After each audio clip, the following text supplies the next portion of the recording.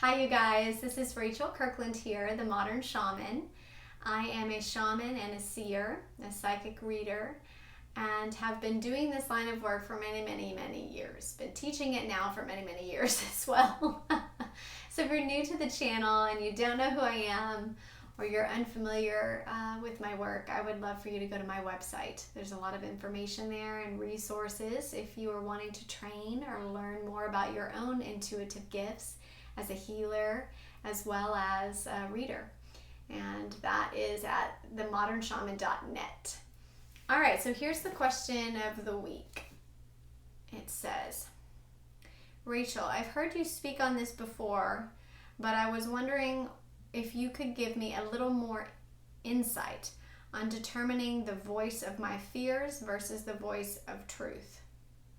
I have PTSD from walking in on my ex-husband's affair, and I'm in a new relationship now and thought I was intuitive enough to deal with it. I felt safe at the beginning, but oftentimes when I worry, I can't tell if it's my fears speaking to me or if it's the truth that this relationship is going in the same direction as my last.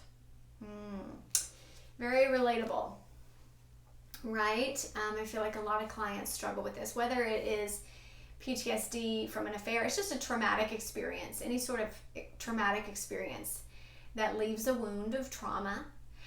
And then we have paranoia or fears or our automatic physiological response. It moves into the autonomic nervous system, right? So our nervous system and that fight or flight response gets triggered by PTSD or trauma experiences. And so we move into this response without really meaning to. And when you are highly intuitive or you have activated psychic senses, it sounds like you're mostly clairaudient because you're talking about the voice of the fears, the voice of the truth. I can't tell what they're saying. So it sounds like they're mostly speaking to you through your clairaudience.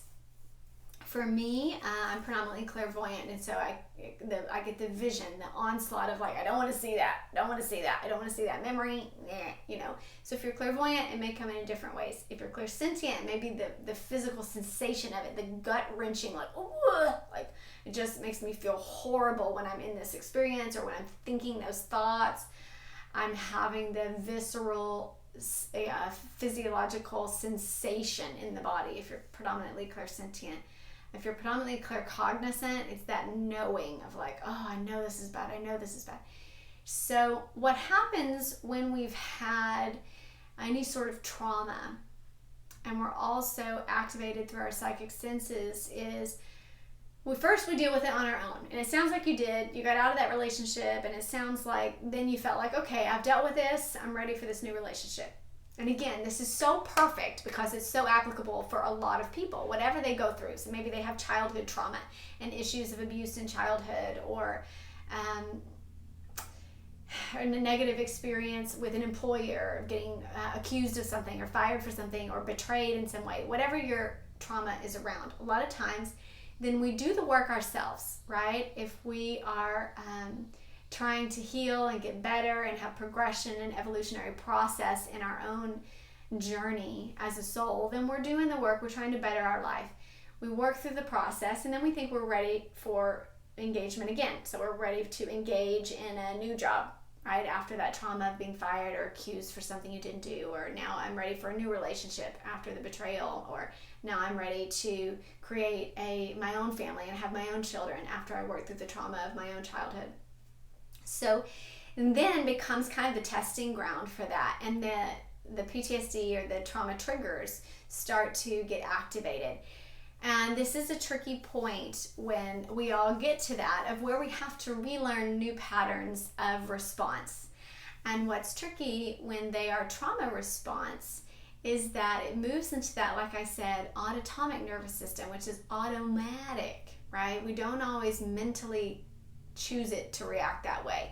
It's a fight or flight response. It elicits that endocrine system, and then the chemicals in the body start producing levels of cortisol, and we literally move into anxiety, and it just starts happening, man, and you're like, ah! I thought I worked through this stuff, or Like, I thought I was ready. So first of all, cut yourself some slack, all right? Give yourself some grace, all right? You're not alone in it, and we all go through it. It doesn't mean you didn't do the work right or correctly, or you didn't work through that issue. It is a different level of healing that now is moving through the trauma response as a habitual response. And so that is just dealt with on a different layer. It's not just mental, right? It's a lot of times not at all what your mental mind is saying. In fact, it can feel kind of haywire in the mind. So when you said you don't know the difference between your fears and your truth. So when I'm working with people in this experience, when they have a lot of visual memory of that event, walking in on your husband's affair, or physiological response of, say they were in a car accident, like I remember how that felt, or I remember watching someone pass away, literal military. I've just had a lot of different clients deal with PTSD in different ways.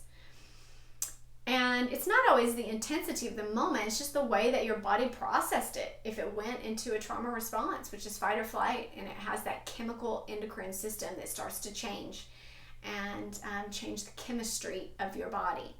And so the depth, a lot of times, of what you feel things is an indicator in the way that you responded.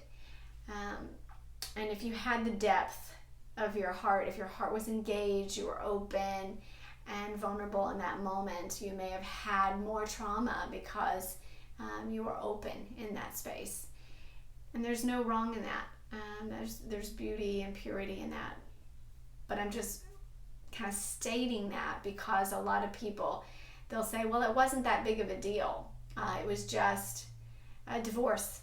And maybe the paperwork or accusations got kind of, or the difficulty, or sometimes somebody sues you for something, and it literally can be a PTSD experience for them. Like, they can go into that type of trauma response in the body, and the body stores it like a memory, and we don't even know it was that impactful until we start later getting these fears in our intuitive awareness. So all that being said, if it shows up later, you're not alone. Give yourself some grace. Be patient with yourself through the process. But there is this secondary process of basically segmenting out and identifying what is the fears and what is the truth. And you've identified that well. Like, how do I see them? Because I did speak about that on the live stream that you mentioned, that I spoke about it before. But the best way to do this, and that I educate people through it, is if you're highly clairvoyant, it's going to depend on your psychic sense or how you are receiving intuitive awareness. It sounds like you're clairaudient, but if you're clairvoyant, I'll start there because that's what I'm most familiar with from my own personal dominance of my clairvoyance.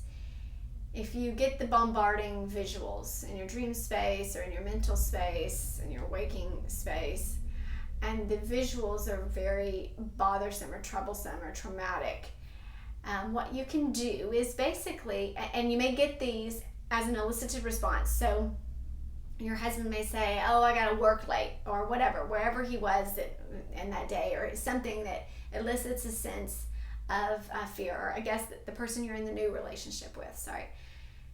And they may say something, and normally when you haven't had that experience, you would trust them, right? If you hadn't had that negative experience in the past, where trust would normally play out, you find that you have this automatic response, and then the visuals come. Or for you, maybe it's the auditory.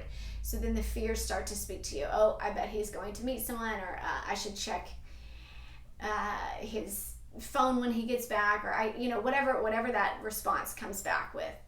I wonder if this is going on, and it starts to play heavy in your mind. A lot of times the role starts and the reel begins, and we don't even catch it for a little bit. It starts to play out, and then it starts to trigger all of the chemical responses in the body. And so then the body starts to react, and anxiety or stress levels increase, and our hormones start changing, and that's when we notice it. Like, oh man, I'm like panicking, I can barely breathe, or it starts to feel like a panic attack, or you notice the changes going on. When that happens, Then you go to the segmentation of fear versus truth. And so you would simply say to your intuitive knowing, you would say, I want to hear the voice of my fears. And then you let that play out.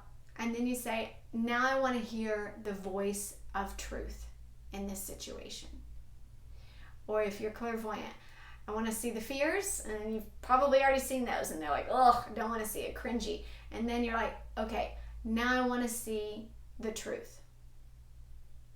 If you're clairsentient, I want to feel the fears, and now I want to feel the truth. Now, you don't always automatically go to truth because we can't always bridge that, especially if you're in full mode panic attack, okay?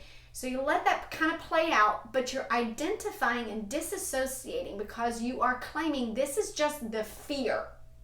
It's not me. It's not anything but the fear. And so you give it a categorization, and energetically, it's like putting it in a bubble. You're able to separate it enough from your experience to where you're now the observer of that drama. And there's just enough energetic dissonance and distance from you, or noise based in that frequency, to where you're not aligned with it. You're not in harmony with that anymore. I'm not part of that experience. If we stay in it too long, the drama plays out and we're like a part of that, right? So you identify, let me see the fears, let me hear the fears, let me feel the fears, let me know the fears. Those are just the fears. Period. Then once you've identified, okay, those are just the fears. Then you move on to the other categorization. Let me see the truth. Let me hear the truth. Let me feel the truth. And then you let that play out. You let it play out. So you watch, oh, this is what they're really doing. Oh, they're like working, they're putting their head down, they're like totally stressed out, they're making all these calls, they're checking their finances, they're worried about the money, that's why they didn't want to tell me about it, or whatever. And same thing with the hearing the truth.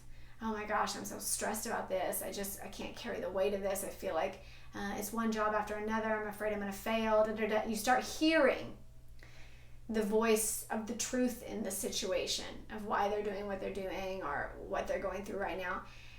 And this is if you've got your active psychic senses playing, because what happens is when we are highly gifted or intuitive, or we've been in this realm as a light worker, we assume that these things don't play out. They still play out in our human experience, and we still have to navigate them in our human experience. And so it can trip us up when we start seeing the vision or hearing the voice that are voicing our fears. It takes the practice of shifting that.